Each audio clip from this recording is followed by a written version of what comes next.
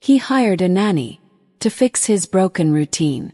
But the woman who walked through the door was the one who once shattered his heart.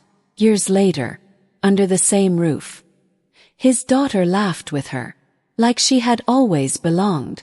Then one night, the lights flickered, a chair began to move on its own, and a forgotten photograph turned toward them, as if the past was watching, waiting for something he was never ready to face.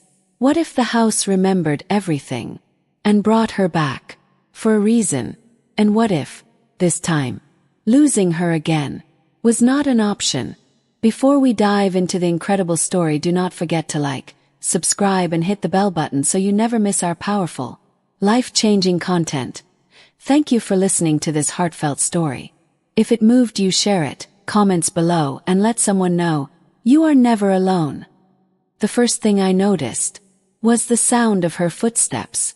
Soft, careful, familiar. I stood in the doorway, my hands still dusted with flour, my daughter laughing behind me. And there she was, the same eyes, the same quiet strength, and a silence that felt heavier than the years between us. The air shifted, like a storm holding its breath. My chest tightened, each heartbeat louder than the last, each memory rising, uninvited, unforgiving. She looked at me, as if time folded, as if pain still lived between us. "I am here for the job," she said, steady voice, gentle, like she carried something fragile inside. My daughter ran to her, small arms open, trusting, pure. Emma knelt, smiled, and in that moment, something inside me broke and mended at the same time. The house felt different, warmer, yet sharp with old wounds. Days passed. Her presence filled every corner. The scent of fresh bread, the soft hum of lullabies, the quiet way she fixed what I never knew was broken. But then, one evening, the sky burned gold and red, the wind restless against the windows. I saw her standing alone, holding an old photograph. Younger, carefree. Before everything shattered, her hands trembled. I stepped closer, each step heavy, each breath tight. "Why did you leave?" I asked, voice rough, heart exposed. He turned, his shining, pain raw and undeniable. "I thought losing me would save you," she whispered. The words struck deep, like cold water against fire. Everything inside me surged. Anger, love, regret, and something stronger. Something that refused to fade. My daughter called from inside, her laughter echoing through the house. Emma looked toward that sound, then back at me, and I saw it. Oh, fragile, terrifying, alive. The wind pushed the door open, the past and present colliding, and I stood there, between what we were and what we could become, feeling my heart begin to choose again. The wind slipped through the doorway, cool against my skin, carrying dust, and something that felt like a beginning. I stepped closer, close enough to hear her breath, uneven, like mine. "Saving me felt like losing everything," I said, my voice quieter now, but stronger. Her fingers tightened around the photograph, edges bending, like time itself refusing to stay straight. "I watched from far away," she whispered. "Every year, every season, every moment you learned to smile again." The words settled deep, heavy, gentle, true. My daughter's laughter rose again, bright as sunlight breaking through storm clouds. Emma turned toward it, instinctively, like she always belonged there. And that shook me, more than her leaving ever did. I reached for the photograph. Our fingers brushed, warmth spread, sudden, electric, familiar in a way that made my chest ache. "You belong here," I said, each word deliberate, each heartbeat guiding me. Her eyes searched mine, uncertain, hope flickering like a fragile flame. The floor creaked behind us, small footsteps, hesitant, curious. My daughter stood there, watching us, reading something deeper than words. Emma knelt again, soft smile returning, but her eyes still held mine, waiting for something more. The sky outside darkened slowly, stars beginning to appear, quiet witnesses to everything we carried. I felt it then, the weight of years, lifting, just enough to breathe. "Stay," I said, not as a command, but as a truth rising from somewhere deeper than fear. Her lips parted, a fragile inhale, as if the world itself paused with her. And then, the lights flickered, once, twice. Darkness wrapped the room, sudden, thick, unfamiliar. My daughter's hand found mine, small fingers gripping tight. Emma stood quickly, instinct sharp, as alert. The silence shifted, no longer soft, no longer safe. Sound followed, faint, but clear, not from outside, but from somewhere, inside the house. And every part of me stilled, listening, waiting, feeling something change. Again, the sound came again, soft, uneven, like a memory trying to speak. I moved forward, low, careful, my daughter close against my side. Emma reached for the lantern on the shelf, her hand steady now, a quiet strength returning. A warm glow filled the room, shadows stretching along the walls, turning familiar things into something distant. The sound shifted, faint knock, then a scrape. From the hallway, my breath deepened, each step measured, each heartbeat pressing harder. I walked toward it, floorboards whispering beneath my weight. The air cooler, thicker. Emma followed, close enough that I felt her presence, like a promise, like a past refusing to stay behind. The hallway opened before us. Phil, and the nursery door moved, just slightly, slow creak, barely there, yet impossible to ignore. My daughter tightened her grip, her small voice barely a breath. "Papa," knelt, pressed a kiss to her hair, soft, reassuring, even as something inside me stirred. I stood again, reached for the door. My fingers brushed the wood, warm, unexpectedly warm, pushed it open. The room smelled of lavender, familiar, comforting, and something else, something older. The rocking chair moved, gentle, steady, back and forth. No wind, no reason.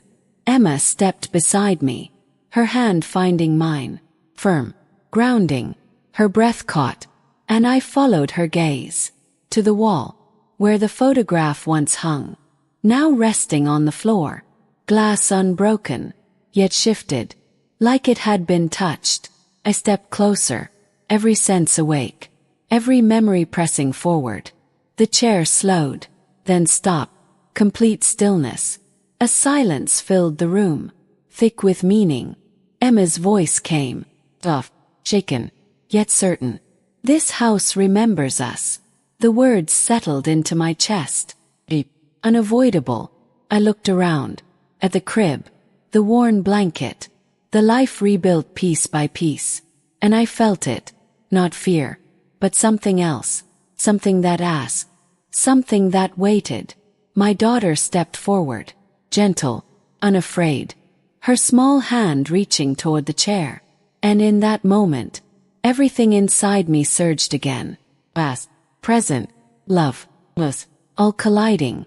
As the chair moved once more, low, deliberate, as if answering her touch, and I stood there, holding both of them, feeling the past breathe beside us, real, alive, and leading us somewhere I had never been before. The chair moved again, slower now, as if listening. My daughter's fingers hovered above it, cleany, steady, braver than I felt. "Do you see that?" Emma whispered.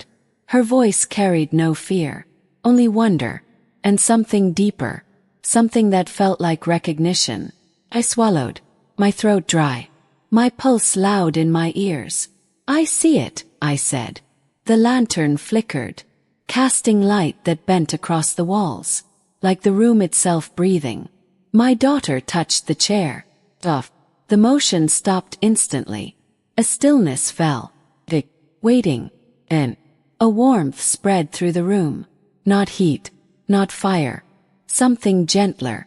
Like sunlight remembered on skin. Emma stepped forward, her hand tightening in mine. "I used to sit here," she said, her voice distant, as if she spoke from another time. "I used to dream about this home, about laughter, about a life that felt whole." Her words wrapped around me, low, unfolding. I saw it then, not with my eyes, but somewhere deeper, or younger, sitting in that chair, hope alive in her chest. Before everything fell apart, the photograph on the floor shifted, just slightly, turning toward us, toward her. My breath caught. Emma stepped closer to it, kneeling, her fingers brushing the glass. "Some things never leave," she murmured. I crouched beside her, our shoulders nearly touching, the distance between us fading with every second. "You never left," I said, quiet, certain. She looked at me, shining, filled with everything we lost, and everything still waiting. My daughter laughed softly, the sound light, breaking through the heaviness. She climbed into the chair, small legs curling up, and this time, it stayed still, as if it accepted her, as if it knew her. The room softened, the air easier to breathe. Emma exhaled slowly, a weight lifting from her chest. "I thought love ended here," she said. I shook my head. "No, it waited here." The lantern steadied, its glow warm and constant. Inside, the wind eased, leaving only quiet, and the sound of us, together, learning. Again, Emma reached for my hand, her fingers slipping into mine, natural, enforced, like time finally understanding itself. Held on, not out of fear, but out of knowing that some things break, only to return stronger, deeper, truer.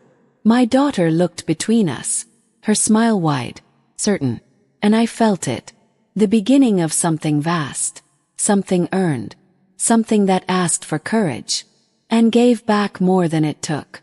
I drew a breath, steady, full, as the past settled gently around us, not as a shadow, but as a foundation.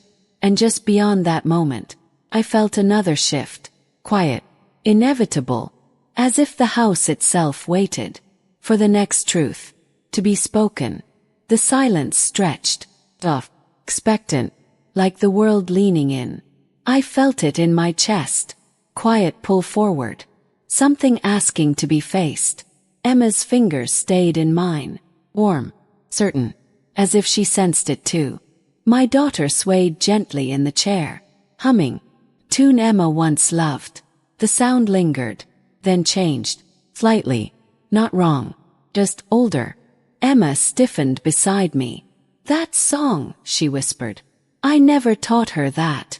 Chill moved through me, not fear, but recognition, of something unseen, yet deeply known.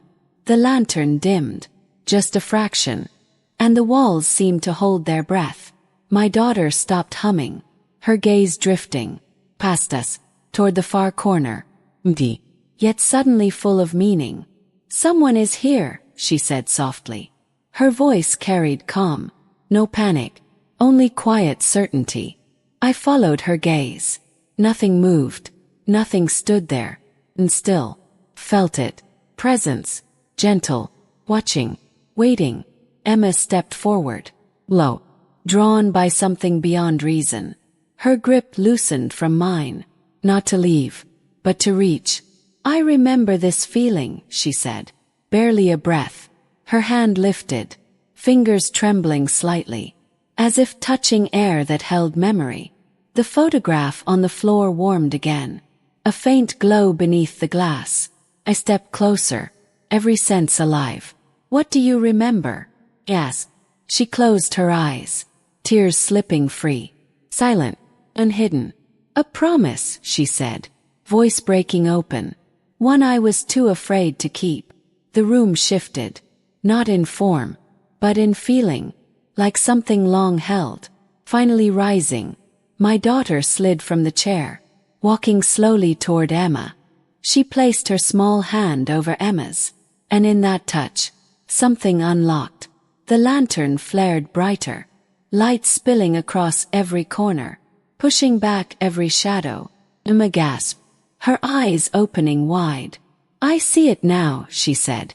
Her voice carried awe, and something stronger, truth. I stood beside them, heart steady, ready. Whatever came next. The air pulsed softly, like a heartbeat shared between us. Emma turned toward me. No distance left in her gaze. Only clarity, only choice. "I never stopped loving you," she said. The words settled deep, anchoring everything. I stepped closer, closing the last space. "Then stay," I said again. Stronger now, unshaken. The light softened, wrapping around us. Not as something strange, but as something earned, something given. Emma leaned into me, her forehead resting against mine, our breaths meeting, steady, real. And in that fragile, powerful moment, the house exhaled, as if it had been waiting for us to find our way back, together. And just as the quiet deepened, as if peace itself began to settle, the floor beneath us gave a faint shift, barely there, yet enough to remind me that not everything waiting had revealed itself yet. The floor settled, low, steady, as if the house itself chose peace. I held Emma closer, her breath warm against mine. No distance left, no unanswered silence. My daughter slipped her hand into ours, small fingers weaving us together. And in that simple touch, everything became clear. The past no longer pressed against us. It stood beside us, quiet, understood. Emma looked around the room. Soft now, no fear, no questions. "Nothing here wants to harm us," she said. "It only wanted us to remember." Her words carried truth, deep, settling into every corner. I glanced at the chair, still now, resting. The photograph, lying gently where it belonged. And I understood. This house held our story. Every joy, every mistake, every moment we tried to forget. Not to haunt us, but to guide us back. I drew a slow breath, feeling something shift inside me. Something long locked away. Forgiveness, not just for her, but for myself. "I spent years holding on to pain," I said, my voice calm. "But I thought it protected me." Emma's hand tightened, gentle. "Pain only keeps love waiting," she replied. My daughter looked up at us, eyes bright, full of a wisdom only innocence carries. "Love stays," she said simply. The words settled deeper than anything else. Love stays, even when people leave, even when time passes, even when hearts break. Wait, patient, quiet, until we find the courage to return. I knelt beside her, pulling both of them close. And in that moment, I chose differently. Not fear, not distance, but love, fully, openly, without running. The lantern glowed steady, the air warm, the house at ease. Outside, the first light of dawn touched the horizon. A new beginning, gentle, certain. Emma smiled. Not the smile of the past, but one shaped by everything we survived. Together, and as we stood there, hand in hand, heart to heart, I understood the lesson life had carved into us. That love asks for courage, for patience, for forgiveness. That true strength lies in opening a heart again, after it has known pain. And that sometimes, the way forward, is found by returning to what once felt lost. The door remained open, sunlight slowly filling the room. And this time, we walked toward it, together,